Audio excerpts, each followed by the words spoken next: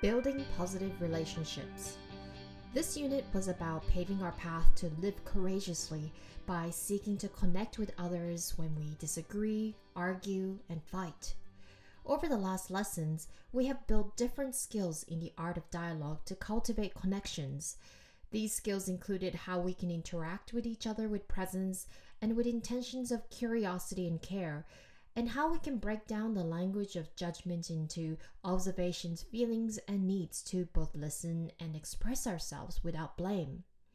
While this unit focused on the art of dialogue to create connections, there are many other ways to improve the quality of relationships we have with others in our community. So, in this final lesson of the unit, we will explore these other ways to build connections with others. You will then bring your attention to a community that you are part of and design a practice to improve the quality of relationships within it. And of course, this is a practice that you will commit to moving forward to bring your vision to life. So let's get started. Let's start the lesson with compassion meditation. Just let yourself be guided with the audio guide. Close your eyes. Sit comfortably with your feet flat on the floor and your spine straight. Relax your whole body. Keep your eyes closed throughout the whole visualization and bring your awareness inward. Without straining or concentrating, just relax and gently follow the instructions. Take a deep breath in and a deep breath out. Keeping your eyes closed, think of a person close to you who loves you very much. It could be someone from the past or the present, someone still in life or who has passed. It could be a spiritual teacher or a guide. Imagine that person standing on your right side, sending you their love. That person is sending you wishes for your safety, for your well-being, and happiness. Feel the warm wishes and love coming from that person towards you.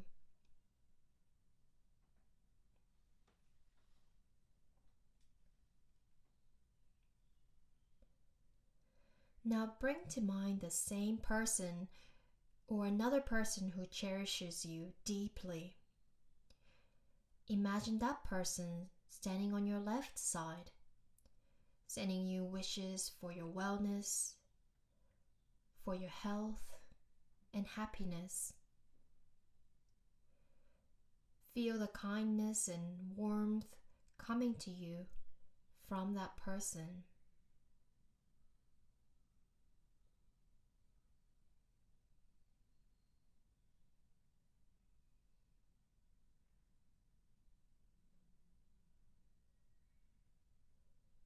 Now imagine that you are surrounded on all sides by all the people who love you and have loved you. Picture all of your friends and loved ones surrounding you. They are standing, sending you wishes for your happiness, well-being, and health. Bask in the warm wishes and love coming from all sides. You are filled and overflowing with warmth and love.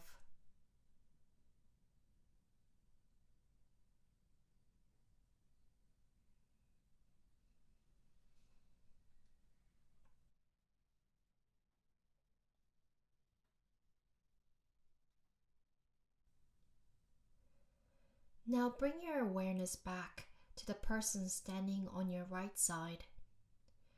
Begin to send the love that you feel back to that person. You and this person are similar.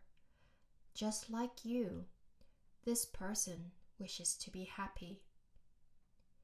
Send all your love and warm wishes to that person. Repeat the following phrases silently. May you live with ease. May you be happy. May you be free from pain. May you live with ease. May you be happy. May you be free from pain. May you live with ease. May you be happy. May you be free from pain. Now focus your awareness on the person standing on your left side. Begin to direct the love within you to that person. Send all your love and warmth to that person. That person and you are alike. Just like you, that person wishes to have a good life.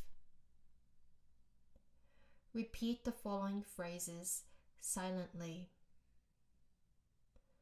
Just as I wish to. May you be safe. May you be healthy. May you live with ease and happiness. Just as I wish to. May you be safe. May you be healthy. May you live with ease and happiness. Just as I wish to. May you be safe. May you be healthy. May you live with ease and happiness.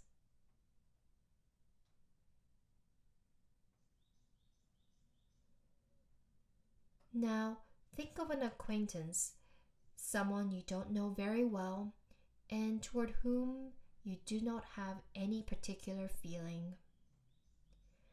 You and this person are alike in your wish to have a good life. Send all your wishes for well-being to that person, repeating the following phrases silently. Just as I wish to. May you also live with ease and happiness. Just as I wish to. May you also live with ease and happiness. Just as I wish to. May you also live with ease and happiness.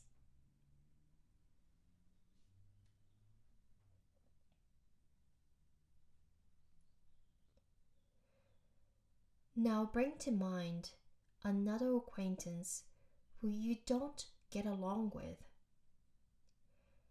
It could be someone who you had arguments and fights with, or someone you don't meet eye to eye with. Like you, this person wishes to experience joy and well-being in their life. Send all your good wishes to that person, repeating the following phrases silently. May you be happy. May you be healthy. May you be free from all pain. May you be happy. May you be healthy. May you be free from all pain. May you be happy. May you be healthy. May you be free from all pain.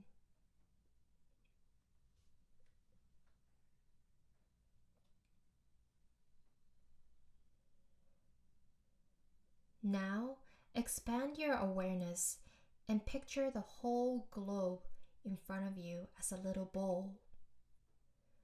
Send warm wishes to all living beings on the globe who, like you, want to be happy.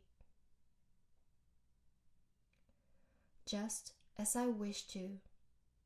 May you live with ease, happiness, and good health. Just as I wish to.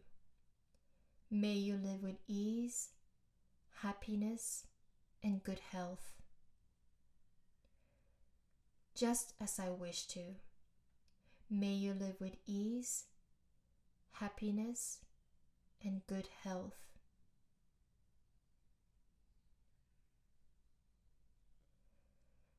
Take a deep breath in and a deep breath out. And another deep breath in and let it go. Notice the state of your mind and how you feel after this meditation. And when you're ready, you may open your eyes.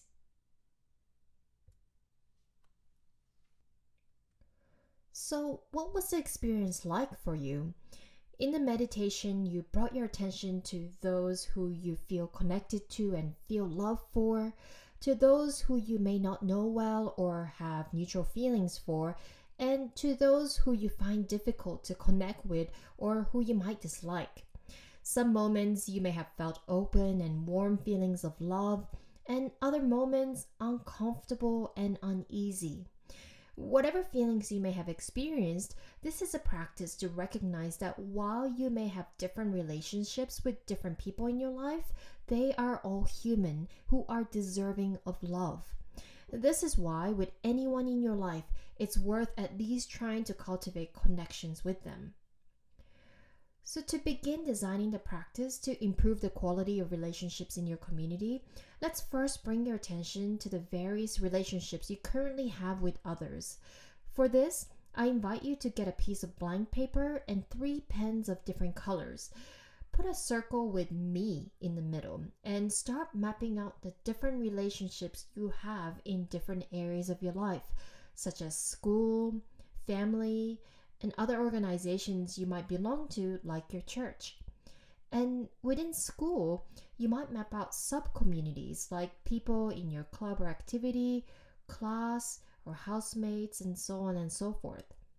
Then, write down names of specific people or groups of people and color code the different relationships based on whether the relationship is positive, neutral, or could be improved. The final product would look something like a mind map. Now, when doing this activity, remember that a relationship is an accumulation of interactions. So positive relationship doesn't necessarily mean that you are laughing together all the time. Now, despite the ups and downs that you might experience in a relationship, does the sum of the parts feel healthy, connected, or caring? So pause the video and take your time to work on this exercise and restart the video when you are ready to move to the next step. So hopefully you have a colorful mind map of relationships in front of you at this point. From looking at your mind map, identify a relationship with a group of people or even with one person that you wish to experience an improvement in. Then touch base with what is happening currently in that relationship that you wish to see changed. What do you wish to see less of in this relationship? And what do you wish to see more of in this relationship? Write down whatever comes into your mind, and from there, see if you can figure out what core values you wish to build more in this relationship. For example, you could be focusing on a relationship you have with your parents. You may want to see less of your parents dictating what you should do and more of your parents listening to what your needs are. This may be that you're looking to build the core values of equity and understanding in this relationship. So pause the video and take your time to work on this exercise and restart the video when you're ready to move to the next step. Now that you have identified the kinds of changes you wish to see in your relationship, let's discuss what the various possible ways are to creating these changes. The first possible way is through language and interactions. And this is what our focus has been for the last several lessons. It's about cultivating intentions and using language of curiosity and understanding rather than blame. It's about interacting in a way that puts the needs side by side. These are skills that, when applied, can cultivate more connections between people. Another way is through norms. This is when a group of people come together and create standards that they can agree to govern their behavior in a community. Norms are different from rules because they're created by stakeholders rather than enforced, usually by people in power positions. Norms are especially useful for a community or between two people who have different values, and they help to find a shared ground even with differences, which can help to build connections.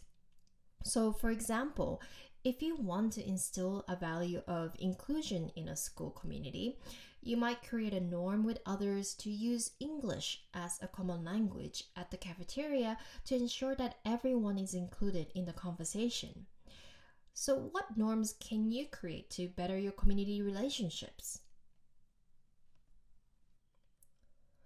Another method is through community events and rituals. What are some community events or rituals in your life currently? As for rituals, you might belong to a church group that meets every Sunday. You might also have an assembly on a weekly basis at your school, and in the assembly, there could be certain rituals that take place, like the gratitude circle. What we do together on a routine basis helps to embed certain values in our community or in our relationships. Some events may be less frequent, like once a year, but can also help to embed values. So, for example, celebrating Earth Day together as a community by each person making a pledge for how they will care for the Earth helps to embed a value of stewardship amongst people. We can create rituals on a small scale as well. For example, you could call certain friends every week, or I may create a date night with my husband each week without kids, in which we go out and talk about how we care for each other. So, when considering creating changes in our relationships through community events or rituals, it's not just about doing something together, but it's about how these shared time and space is spent to bring out values you wish to see more of. This will require you to design thoughtfully and purposefully. And the next medium that can help to create changes in a community and relationships within it is through physical objects and physical space. If there is a common physical space that you share with your community, how the space is designed and what objects you surround yourself with can change the quality of your relationships. So, for example, a classroom that has rows of tables facing the front of the class versus chairs in a circle can bring out different feelings of togetherness. The latter allows people to see each other's faces and helps to bring out feelings of connectedness. Colors can also influence one's experience. For example, having a stark white light versus warm yellow light, or having different colored walls can trigger different feelings. Objects are important as well. For example, I notice that the first thing that my students do when they enter my class is that they check their phones and stay there. No conversation takes place between people and they silently stare at their screens. For a period of time, I asked the students to put their phones away as soon as they entered the classroom, and as expected, people talked with each other more. Another example of objects are posters with certain messages and pictures, which can influence relationships within a community. So, what physical objects and physical space can influence your relationships? And the last medium that can influence a community is systems, such as a decision-making system. As we saw in one of the previous lessons, how we make decisions in our community can influence the values we instill in our community. So, for example, needs-based decision making like consensus building brings out a value of equity and inclusion, while a power-based decision making system can instill a value of passiveness and exclusion. Other systems in a school, for instance, are grading system in terms of how we grade, or communication system as in how communications are made. Systems are therefore ways that govern a community's behavior, and how we structure a system can change the values we instill in a community. Creating changes in a system could be difficult on a large scale, but can definitely be made starting small.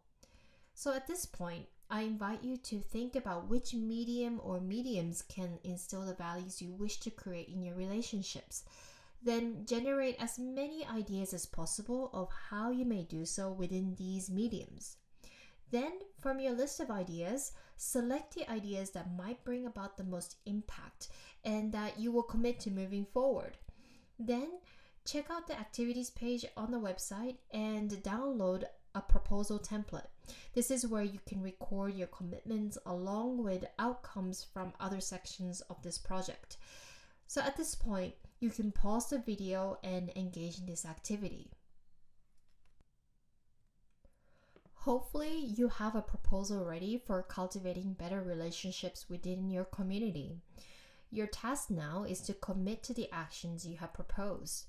While the thought of taking actions might bring up feelings of discomfort as they may be challenging, as a possible motivator, I want to share with you why positive relationships are important in our lives. Research over time has shown that having positive relationships in our lives are correlated with better cardiovascular and immune functioning, greater motivation and school engagement, less anxiety and depression, and better health in terms of diet and exercise, and greater sense of well-being and meaning in life. And as I mentioned earlier, I want to remind you that a relationship is an accumulation of interactions, and the sum of these parts reflects the health of the relationship. So it's not about not having any conflict or laughing all the time together. Even if we have conflicts, it's about how we handle these conflicts that matters. There is no magical formula that makes all relationships perfect all the time.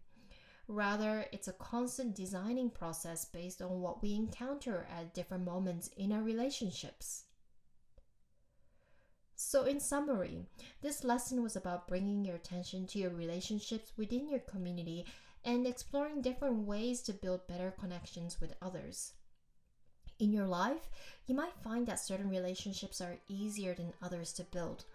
It's easy to enjoy the relationships when they're smooth sailing. It is during the times that the relationships are not as smooth sailing that what we do and how we approach them matter the most. Seeking to connect with others when we disagree, argue, and fight takes incredible vulnerability and courage. But if more people can approach these rough patches with openness, kindness, and compassion, I truly believe that we can contribute to creating individuals, communities, and a world that is better than today. I hope with my whole heart that you can join me in this journey.